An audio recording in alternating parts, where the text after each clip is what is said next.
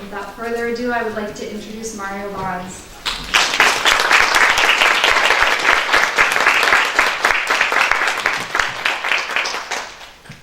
Thank you. Hi, everybody. Hi. Hi. I see some familiar faces.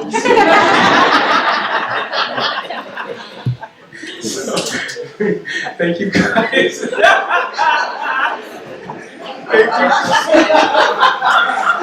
Thank you guys for coming to this breakout session. Is the point I was making.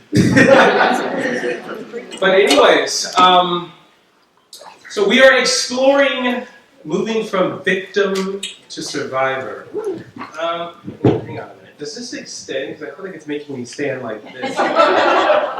Do we know if it does? Or wait, oh, wait a minute. Breaking it. I'm strong. Wait a minute. You put far away. You got fish.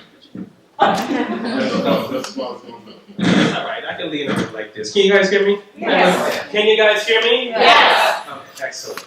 So it'll catch some of the audio. I'll stand it straight. That's what we are doing this. So we're here to explore moving from victim to survivor, which essentially is something that I had to do in the face of several forms of adversity. And it's interesting because when people have read my book called Without Sight but Full of Vision, you walk away, and then when you meet the person, you walk away shocked because you would say, it would seem that the story is contrived, because the fact that all of this could happen to one person, and that person still have an authentic smile. Reporters usually ask me, how is it that you're able to smile? How did you make the choice to overcome? And those have always been difficult questions to answer. So with that being said, in terms of thinking it's contrived or in the story being true, you say a person who could be abandoned, physically abused, sexually abused, homeless, and have all this stuff happen, and they not be on drugs, and not swear by alcoholism. How does this happen? Because statistically speaking, that's where I should be. So it is a tough process, and it's not a process that is easily executed. That's why I'm inspired that people like you, who are in multiple facets of this industry, whether it be a therapist or a social worker or law enforcement, you guys are covering it from several different angles, and you are on the front line for kids that are experiencing abuse. Decisions you make, things you say, things you do, could make all the difference between that child making the, and here's the plug, process to go from victim to survivor. Isn't that what you guys are doing? The whole point is, it's a victim. And you hope that they survive what they've gone through. So for a few moments, I'm going to set the premise for what I call the perfect storm that made me susceptible to abuse, so to speak.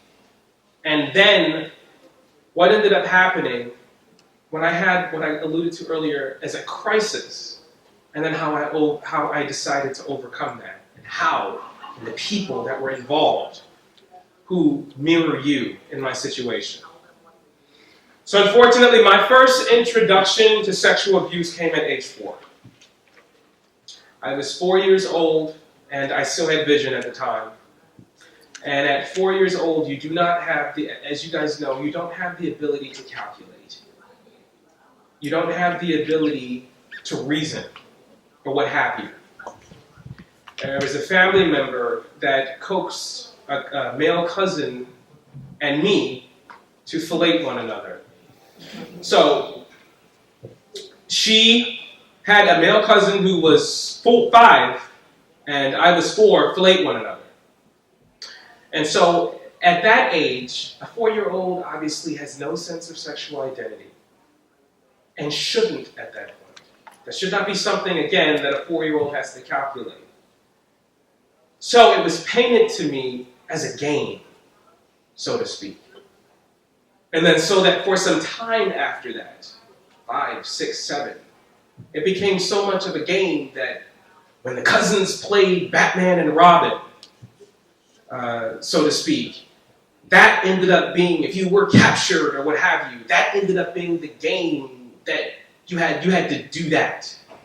And of course, sexual stimuli had nothing to do with it. We were acting on something that we were taught, something that we were shown. And in all honesty, that did provide confusion for me. Because it was so much of a game that other neighborhood kids, so to speak, that would be the game, the end game. The end result of a game. So that's one portion of it. You couple that mental space with the things that I discussed earlier. Constantly moving around. No sense of stability. Homelessness. And then the fact that aunts and uncles are living with us and are physically abusing us. And not just physically abusing us, but all we're seeing is the fights that the adults have. We're seeing things like my aunt scream at my grandmother and tell my grandmother that I hope she dies. We're seeing my aunt, who was supposedly friends with my biological mother before she died, screaming at the top of her lungs that I hated your mother when she died. Aunt calling us orphans, so to speak. So needless to say, we felt like a waste of space. And I really felt like a waste of space because on top of all of that, I was going blind. And then so that you're in a situation where at 7 and 8 years old, I was relieved to realize that yes, I did find girls attractive. I did. I could look at girls. As I was losing my vision, there was a girl named Felice that I really liked. And as I was going blind, eventually I said, well, if I'm going blind, at least that means I'll be hanging on Felice's arm for a few years. But the psychological part of it, the psychological seed, to at 4 years old, that's what I call being impressionable before you're even impressionable. This sadistic, terrible seed was laid.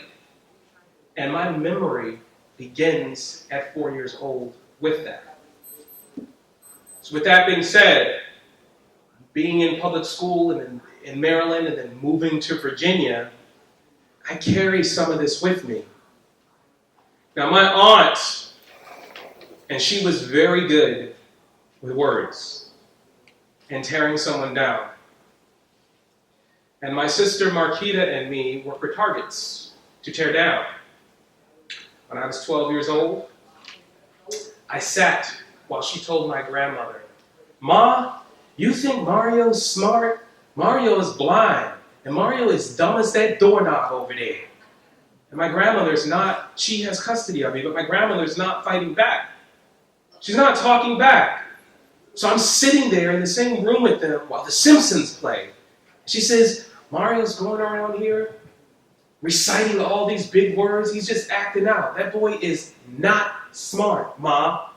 And I swear to God, if I hear him say indubitably one more time, I'm going to throw up. He's not smart. He's blind. So let them, and this is a quote, so I say this. This is the sort of stuff I'm listening to. Let them take his ass out of public school and put him in one of those blind schools. Then you ain't got to worry about it. She said those things. She made us feel like we were cockroaches, which are unwelcome no matter where they are. So this is where the birth of low self-esteem lies. Constantly being told that I'm an orphan, not just because my mother's dead, but because I had a father who had 9 kids. And despite having 9 kids, he made the decision to abandon them. So at 11 and 12 and 13, I'm like, okay, Mom had to die. But I didn't have to be without a father, but he doesn't care. He doesn't love me. It doesn't matter. So her words took root. Orphan.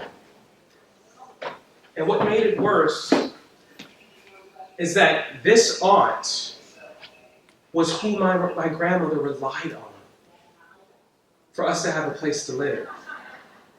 So much so that this aunt could persuade my grandmother to do anything. And my grandmother said that, so from 11, 12, 13, 14, 15, and then finally 16, where I decided to leave home, at home, that's all I had instilled in me. So at school, they're telling me, you matter, and you're not going to feel sorry for yourself. you're blind, but you better learn how to use technology, and you better learn how to read Braille, and you got to focus on college. Where as soon as I left school, it was like flipping a switch. And now, literally, metaphorically speaking, day has turned to night, and I would dread being home. Because at home, I was nothing. So then you get to the perfect storm, which made me susceptible to teachers taking advantage of me. But I can talk about it unaffected at 20. So there's my aunt and my sisters who were also going through the same thing. I understand this now. They were going through the same thing I was going through. Being abused, physically abused, upset. So it made them act out in school and against me. So my sisters would repeat the things that my Aunt Evelyn said. My sisters told me that my legs look like girl legs, so I better never ever wear shorts. So I never wore shorts. They told me, we laugh about it now, but they told me that my big toes look like thumbs, so I better never wear sandals. They told me I was too dark. All that stuff. And again, hearing this mirrored everything that my aunt was saying. And again, you coupled this with our destitute circumstances and the drama and dysfunction with the adults that trickled down emotional abuse for us.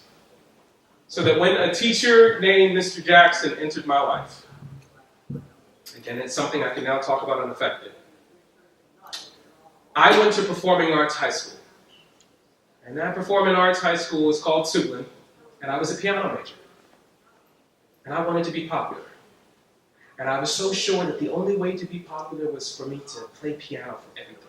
Every choir, every talent show, every student group, I'm going to be the popular guy. Everybody's going to see me because I'm the kid that plays the piano. Comically, that was a hard thing to balance because I'm a triplet, so there's two sisters and me. And although, it's like my sister said, we can hurt his feelings and say bad stuff about him, but if the school does, my sisters would fight you. So everybody was scared to be my friend. It's the truth. I'm trying to get popular to make people my friend, but my sisters were the jury. So with that being considered, I went to an audition for a student singing group called BASU, which stands for Brothers and Sisters United. I auditioned, and the person that was in charge of it was a faculty person, a teacher, who was really excited and so impressed with my ability to play because I went in and the way the audition was handled was kids were singing, they were singing a song as a group and they had to harmonize, and then one by one they would sing, all singing the same song with the playing never stopping. And my part of the audition was to learn the song on the spot so that when Mr. Jackson stopped playing, I would immediately pick it up so that they can continue their, it's kind of like everybody's singing, and you point to this person and sing one by one, and I had to pick it up. And I picked it up in less than 10 minutes. And he was very impressed. So impressed. And the truth of it becomes that BASU was the ticket into being popular. It was the ticket into feeling like I was accepted, of not feeling rejected. And again, remember, school was my escape. And to be honest, as a teenager, I used to cry daily that as a blind person, a blind kid, I used to have to beg for something to eat. This isn't anything against my sisters. My sisters were going through the same thing I was going through. So I would want something to eat. They were depressed and didn't want to be bothered. So I'd have to wait and hope that grandma got home. Different things like that. So that in this situation with auditioning, I'm still the kid that cries every night because I felt like a waste of space. I remember at 14 years old asking God, why did you make me blind and why did you put me in this family? Just let me die. So it was the perfect situation so that when Mr. Jackson started saying things to me about how pretty my skin was, about how pretty my smile was, about my hair, about my face. It was uncomfortable at first. But in truth, I was susceptible to those words because people weren't telling me these things. I'd never heard these things. And this was, from a psychological standpoint, this was an older teacher. This was a teacher. And wow, they really think this about me? I do have pretty skin. I do have a pretty smile. Really? Me? So that went on for months of just comments made. I was accepted into the group Basu. And because he was the gatekeeper, I now had all these friends and all these opportunities, and we're going to churches and we're performing, and I was able to get out of class so many times because we're performing here, performing at that event, performing at universities, doing all this stuff. And I'm popular. But then at some point, the words went beyond words.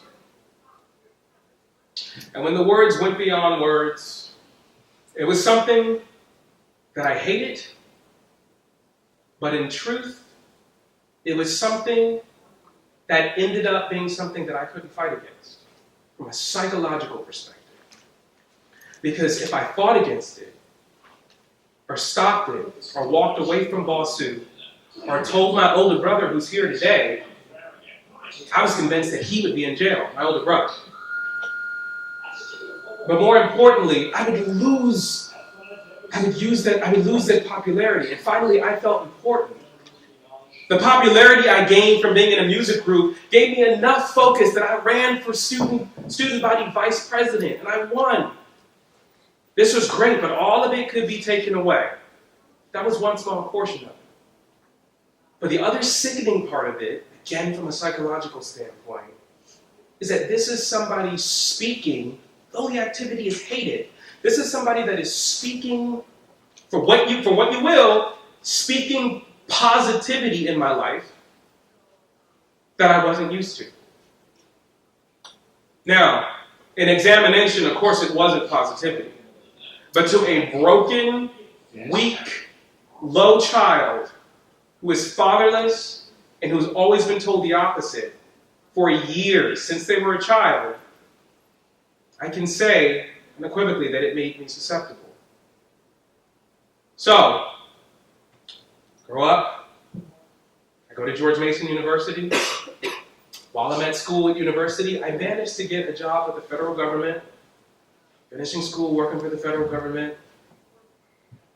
I'm just days away from graduating. And then everything I thought I didn't care about came down on me. I went through my teens saying, I don't give a damn about my father. My father is a nobody to me. I don't care about him. I didn't care about Mr. Jackson. I didn't care about anything. And then at 22, it all came crashing down. And I realized I did care that I didn't have a father. I became angry with the man that I never thought about. Hating him with a passion. And then that hate translated to self-hate for myself. Because at that moment, I realized to the degree that I had been used by people, that I had done inappropriate things and allowed inappropriate things to happen to me for the sake, and here's the point, for the sake of feeling loved. Because I did not come from a healthy background of love. So for the sake, albeit wrong, albeit misguided, and albeit sadistic and terrible, because Mr. Jackson was on a mission and had a sadistic mind, from my psychological perspective, it was a false sense of being wanted, of being needed, and being loved. But at 22, my brain woke up. And it wasn't love. I was used. I went to speak to the principal at the school, and he told me his boys had come forth. But every time they got the state's attorney's office involved, the boys would back down because they would receive threats. So here it is, I'm supposed to graduate. And I'm laying up in the psych ward of a hospital for 3 days. Because the whole world had been used, never mattered. My aunt, the words, my grandmother, the life I had had.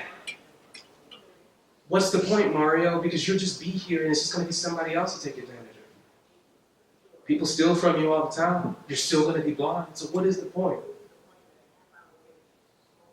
So one night, when this all hit and came to a crescendo,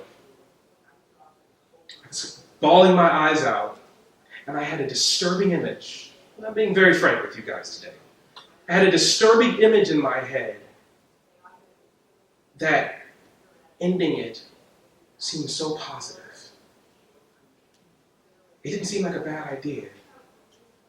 It seemed so positive because at least I wouldn't be here anymore. At least I won't have to go through the lengthy process of thinking about this every night and trying to get over it and explaining it to people and thinking how would my brothers receive me if they ever knew? That thought started. The next day I went to work and came home from work, and the next portion of it started. I walked in the house that I was renting, and in a rage, I started to destroy the house in anger. The kitchen, everything, dishes. As things flew, it felt therapeutically excellent. It was a release. I'm screaming and I'm crying and I'm throwing and trashing everything because I'm so upset and so angry with my life, myself, Mr. Jackson, my grandmother, my aunt, and any person who had ever done something terrible to me.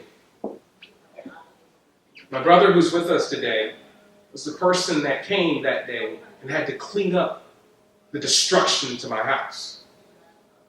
And it was that day that he found out what had happened to me.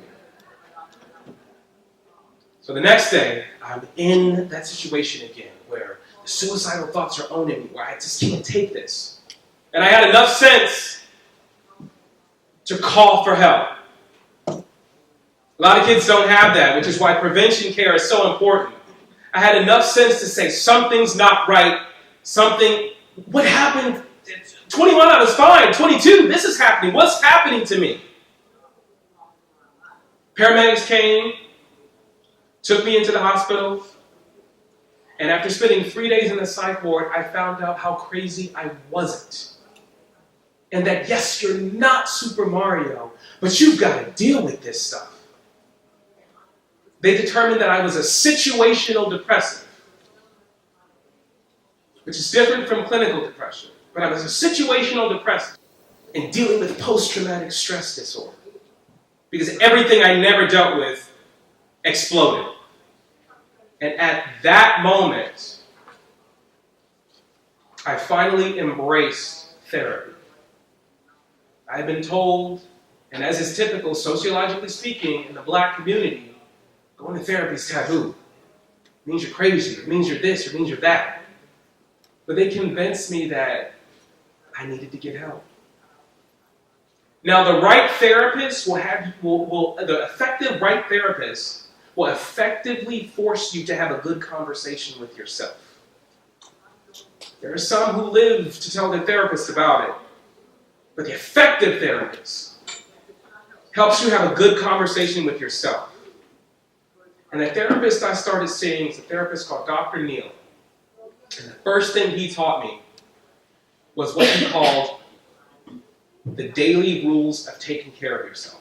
And it translated to this: that every day you have to take care of your physical, mental, emotional, physical, and spiritual needs. Just as the body needs sustenance and exercise to remain healthy, so does the mind, so does the emotion. And he broke it down to me in an excellent way that I could understand it. That taking care of your emotional health, they each affect one another. But taking care of your emotional health is making the decision to be careful about the people that you let in. And to be careful about the people that you let affect your life. Because if you're not, once those emotions get going, you end up with a mental part of that. So the first thing he taught me was to refocus my emotions and to refocus my image of myself. People called me too sensitive, to this, to that. And the therapist told me that if you are sensitive, so what? That's the best you. And the therapist told me, if you stick to your guns and do everything that I tell you to do, I guarantee that all those dreams about music and everything else will come true. Because the fact that you had enough sense to call for help and now you're embracing the help further illustrates the fact that you have a purpose. So with that being said, I made therapy my best friend. And it worked because I was willing to do the work. It worked because I had an effective therapist who cared.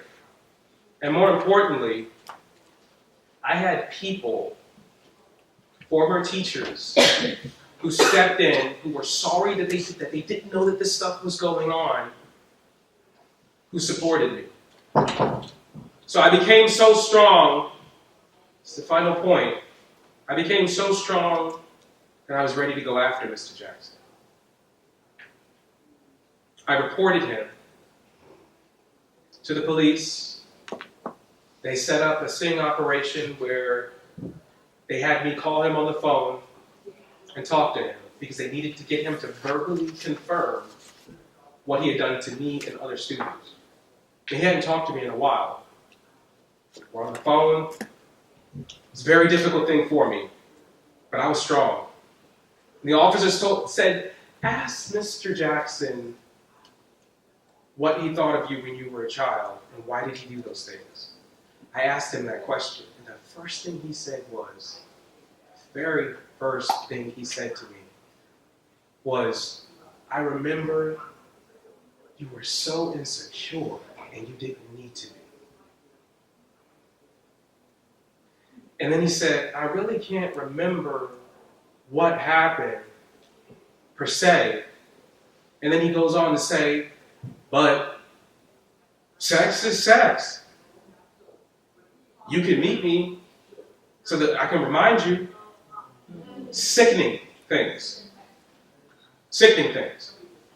So that when I got off the phone with the police, all I could do was cry. The police called me a week later and told me that he'd been brought in and made aware of his allegations and about the recording. And the detective said to me, I'm not supposed to say this to you, but I know he did it.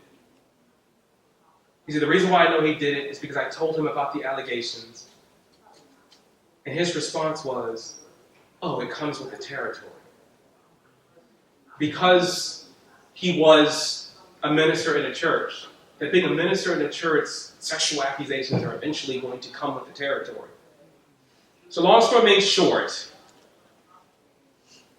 I'm strong enough to where I'm going after him because of what was done to me at a point where I was not mentally there.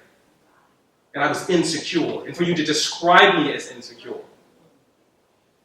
So with that being said, I had a performance at a church.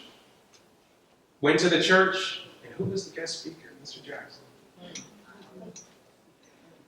And I'm sitting in the pew, listening to him give a sermon on how teenagers need to practice sexual restraint. And that was the ultimate mental torment. That a person that compromised that very same theme for me as a teenager is sitting in the pulpit telling teenagers that they need to practice sexual restraint. After that night, I went to his home church where he was the youth pastor, specializing in spiritual mentorship. And I told the pastor everything. And the pastor released Mr. Jackson. Now, I can't go into what happened legally, so to speak. We ended up pursuing financial action against, my lawyer and I pursued financial action against Mr. Jackson. I was able to get a few witnesses on board and what have you. But the therapeutic part of it is that I never stopped being in therapy. And being depressed is not fun. I've lived it. That time when I was 22 was the darkest, bleakest place I have ever seen. And since then, I've made sure that I've done my work with therapy and falling in love with things that mean me well and people who mean me well. I said earlier that music has healing powers. It does. 2 songs that I performed today were songs that I wrote speaking to 4-year-old Mario and the teenager Mario. And it's helping. So going from victim to survivor, principal point starts with recognition. Someone has to recognize that they have a problem. You guys are helping kids go from victim to survivor, but doing it ends up being the person if they're given the right survival tools. So it starts with recognition that I have a problem. A lot of people fail that test. They recognize they have a problem, but they don't go to the next step, which is action. I wrote about this in my book, and I call it RAP. Recognition, action, and performance. So from recognizing you have a problem, you move on to action. What am I going to do about it? Am I going to be one of the ritualistic people who knows they have a problem and the family's just saying, well, you should go to therapy, and you don't do anything? Well, I know I need to talk to somebody, but you don't. But yet you're still visited by the same monsters. It's painful. And performance is where you sustain. You sustain the actions that you have taken in the recognition of what you have faced or what you're trying to get over. It's the rap paradigm. I tell people I rap every day because it's not an easy thing to do. So survival is a continuing process because one can always revert back. But if you're given the right tools, you won't. And that is how I moved from victim to survivor. I'd love to take some questions now. Quite heavy, but I hope you guys have questions.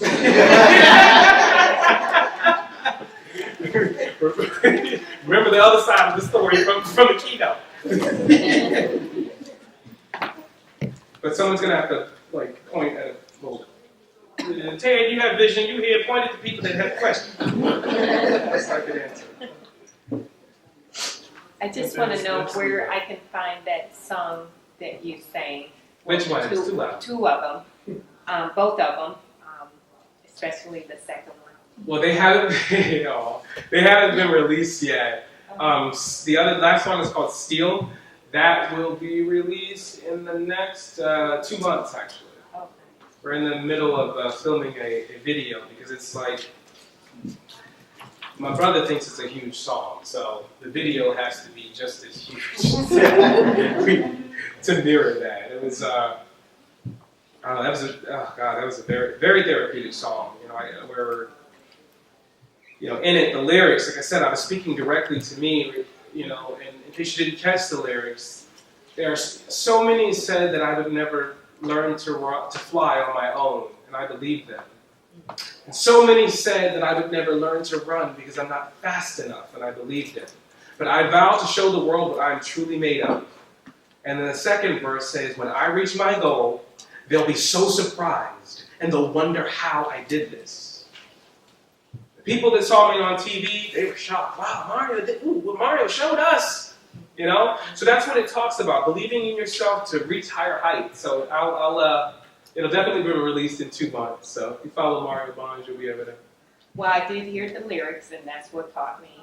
And I can't wait for it to come out because I would like for my daughter to dance off of it. Oh, that would to do a liturgical dance off of it. Oh, that would be awesome. Make sure she put it on YouTube when she do that. You tell people, look, I arrived. People doing liturgical dances to my music. It's beautiful. Thank you. Thank you. Thank you. Any other questions? Mario, do you ever go into high schools or schools and do any motivational speaking? I do, actually. A lot of my work, and this is what makes me so passionate about what I do and gives me great purpose, because a lot of my work is with youth, and the youth events are what I enjoy doing the most, because once they get over it, they always ask, if you're blind, how is you able to look so cool? I get that all the time. I point them to one movie, Ray.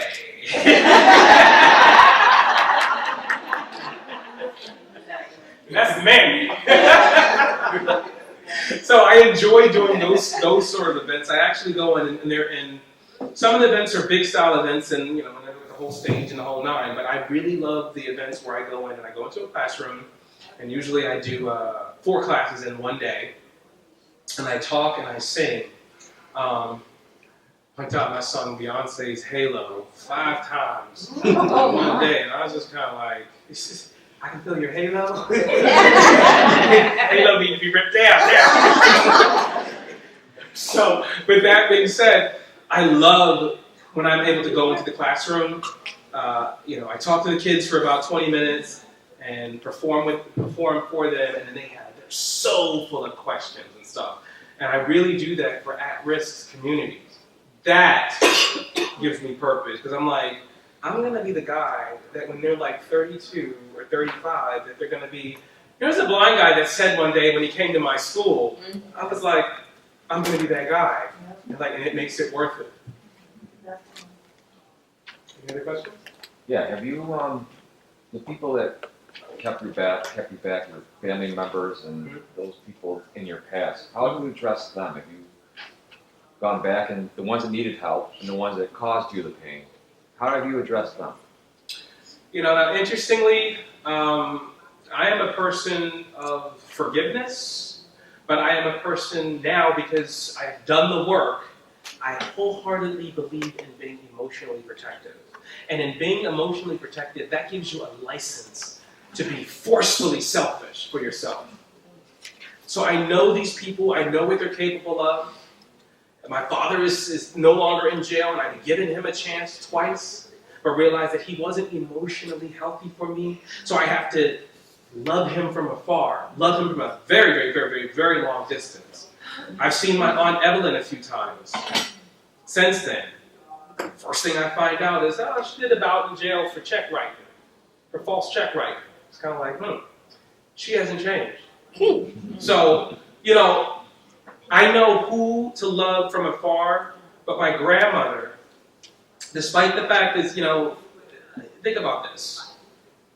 My grandmother was the eldest of 17 kids, born in 1939. So a lot of her brothers and sisters she had to raise. Then she grew up and had six kids of her own. Then when my mother died, she assumed the 9 of us. And then Aunt Evelyn, at that time, was also in jail. So my grandmother, the state gave 3 more grandchildren to her, so she had 12. And then her son had issues, and so she had his 2 grandkids. So she had 14 kids she was taking care of. So she's essentially been taking care of kids since she was young. But what gave me solace is when my grandmother finally said to me last year, I know I made a lot of mistakes, but I wholeheartedly believe that she tried to take care of us and love us the best she knows how. So I bear no ill will towards my grandmother, because that's all she knew. She grew up in chaos, and that's all she knew how to thrive. Now, in terms of her, she's still in my life, and I have made sure that she doesn't want for anything. So I take great care of her. Mario, if you know, and if you would share as well, when you were 22, ready to graduate, and there was a crisis and things crashed, what brought that on? Do you know, or did it just come on and, it happened? That is a great question. This was 2010. Part of what brought it on was I hadn't talked to my father in 15 years. He got out of jail, and my grandmother gave him my telephone number without my permission. I was asleep, and he left voice messages on my phone that said, "Yeah, this is your father. I know we got a lot to talk about, but I want to talk about music." That's what he said. After not talking to his son in 15 years. And one of the things I didn't talk about earlier is that boy, I was that boy that wanted to have a father so bad that when he showed up, he could do anything, but I loved him. And at 8 years old, I painted a picture that won a national award. And my father took those winnings and spent it on drugs. And I carried that 8-year-old's pain forever. So now he's back. So hearing that voicemail, "Oh no, I hate you. I haven't thought about you all these years, but now I hate you." At 29, I don't hate him. I've let go of all of it. But then, that was a catalyst. And then, I had a person tell me that they hoped I died. And it was the worst thing that somebody had ever said to me. That it was the proverbial straw that broke the camel's back, or is it the horse's back? What camel is it? It broke the Labrador's back. So that's what it was. Those two things coupled is what sent me over the edge. Thank you. Thank you. If you do like have moments of darkness or reflection, how do you deal with them? Honestly, this is. Sometimes I listen to my own music, and when I do that, I listen to all these words that I've written, these powerful words and these powerful statements, and I say to myself, "You're not living what you wrote. Why do you write this stuff? And why do you sing it at events? You're not living what you wrote."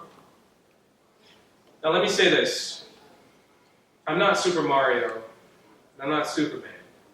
So as a human, I go to the same corners that everybody else goes, but the key about it is that it's few and far between and that I don't stay there. That's the key. There was something that happened with the house that I purchased, where the builder took advantage of me.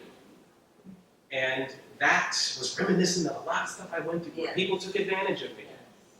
And I was depressed for 2 days. Because I'm saying, why does this keep happening?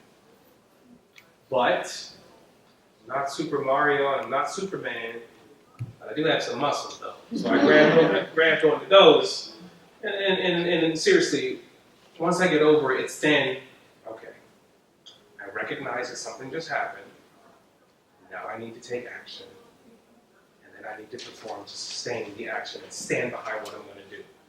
So I got to rap. I really believe in that. I was proud of myself for coming up with that. But seriously, that's how I communicate with myself. And then it's one of those things where, to piggyback on your question, if I can put this out there, a lot of people say, well, with all the encouragement that you give, who encourages you when you need it?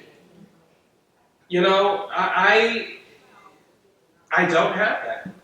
So I look for it in music. I honestly look for it in music. And then, once the music makes me feel better, I call my sister Nora.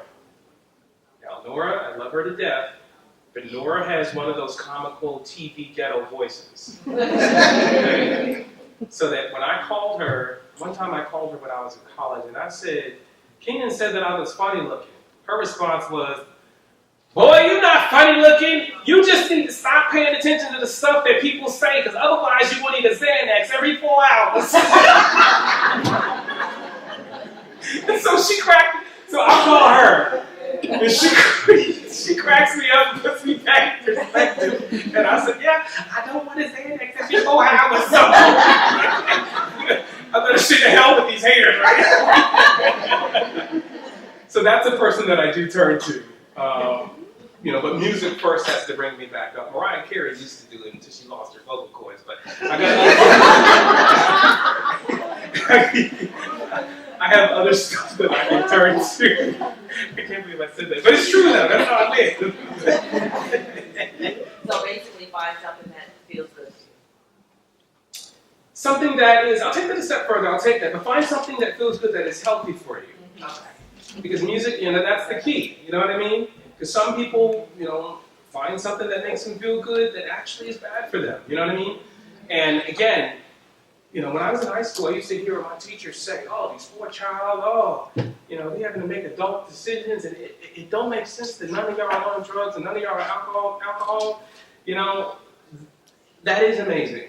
That, you know, I've never smoked anything, and 2 ounces of white Zinfandel will do me in. So I stay away from serious. I'll stay away from alcohol. I mean, I was did an event for Job Corps, and I don't know if you guys have heard of it, but Oneonta, New York. Yeah. Yeah, there's a Job Corps up there, and last year I did an event for them. The kids were great. It's wonderful.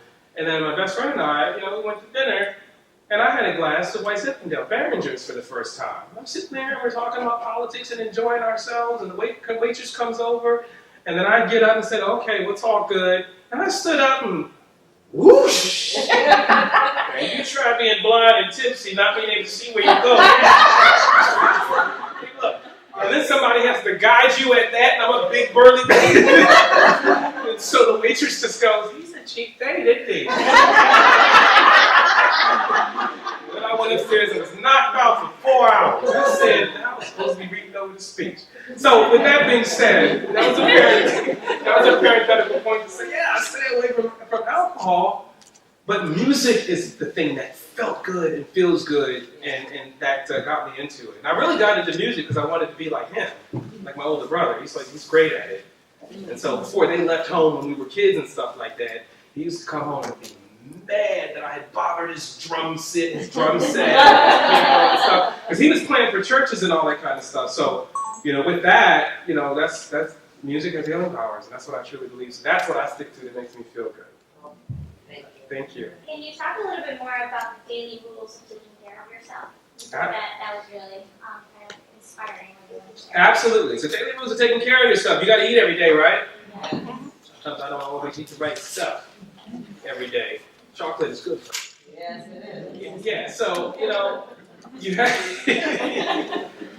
you have to eat every day to take care of your body. The physical part obviously encompasses, you know, exercise and just doing things that is healthy for your body. You know, that mindset is important for, as I was discussing earlier, mental and emotional health. And like I said, what really stuck to me is when he broke it down and said that your emotional health involves the people and the things that you allow into your life. And it is okay for you to be self-protective, emotionally protective, so to speak. And then taking care of your emotional health, you take good care of your mental health. Now, one of the things that was difficult for me is being declared a situational depressive. You know, this country is pill happy. They usually want to throw medication at you right away. And that's what they tried until the therapist said, no, I think they got it right, that you're situational depressive. We've got to deal with the root issues of some things. The root issue of some things. And if you're willing to do it, you'll do better. So honestly, from a mental standpoint, I wake up every day and I literally tell myself, this is funny. There are sighted people who joke and say that I'm conceited about the way I look. And I always say, hey, that's not true, because I can't see myself. People could have been lying to me. You know what I mean? But regardless of that, every day I stand up and I say, Mario, you are beautiful. I say you're beautiful inside and out, and you do matter. And you gotta love yourself first. Love yourself first. This is the stuff I speak to myself so that I'm able to affect my mental health. To make sure I remind myself of it so that it's a constant theme, that constant thing running in my subconscious and conscious mind. If you believe in the power of the mind, you are somebody. You're beautiful. Love yourself. Love yourself. Love yourself. So that's what that translated to me in terms of taking care of my mental health. Now the spiritual part obviously is based on the person's spirituality. I happen to be a spiritual person, everybody's not. So in being a spiritual person and say having some faith, so to speak, that is the part that when I focus on spiritualism, it also has been very helpful for me, so to speak. So the spiritual part doesn't always apply to everybody because someone may not be spiritual. But the poignant points are taking care of your mental, emotional, and physical health.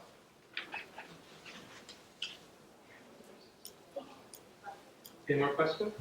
How long did it take you to go from that place when you were 22 and in crisis and just starting your journey to where you are now? For it to be second nature and for it to be instilled in me, it took about a year. It did. Because one of the reasons you really, it's 6 months into the process, into the process. I studied British English when I was a kid. People have been teasing me lately because I've been saying that all my life, and it's just kind of like, Mara, it's not the process. But with the process was when I was strong enough to try and go after Mr. Jackson to make sure that he wasn't doing the same thing to other kids and all that kind of stuff. So that was difficult. But the process continued for about a year, and that's how long it took for me for it to be second nature for me to believe in myself enough to where I woke up at 24 and found myself on the set of a TV show, and I'm totally blind, but at 6 o'clock in the morning, I'm up and I'm going over dance steps, because I'm supposed to do everything that everybody else does. Teach me the dance step, and I'm doing, okay, 8 to the left, 5, 3, 4, spin, down, up, spin, left, spin, down, that kind of thing. So I got myself together enough to where I was defying my own expectations. And that was important because you guys didn't see the Glee Project, but I cried on that show twice. Hollywood has spit you out and make you feel terrible, so I had to be strong by that point.